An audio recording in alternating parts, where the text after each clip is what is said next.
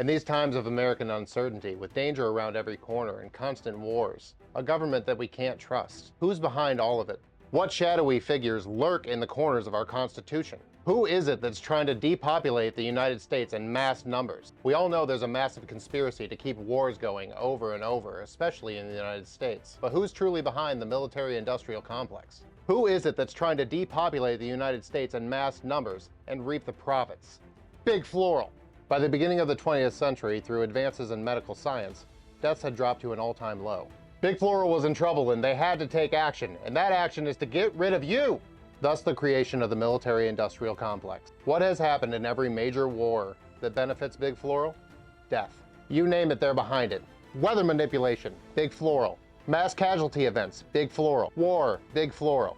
Cancer, Big Floral. They killed JFK because he wouldn't go to Vietnam and they knew that. Now, I'm not a gambling man, but I bet Lyndon B. Johnson is a gardener. People will say, well, geez, Cal, why would they be behind weather manipulation? They need the rain. Who is keeping all these florists in business? We are. When we die, when we get married, when we have a birthday. We're obsessed with flowers, and they want it that way. How can we stop Big Floral? Stop eating processed foods. Stop trusting your doctor. What's one of the #1 killers in the United States? The opioid crisis. Where does opium come from? And how can they get away with all this? They have government approval. The government will never fix the opioid crisis. Big Floral was so determined to ingrain themselves in the United States government that our national emblem is a rose. Look it up. Name a national tragedy and Big Floral was behind it. What did they sell a lot of for it? Flowers. Think of any event in time.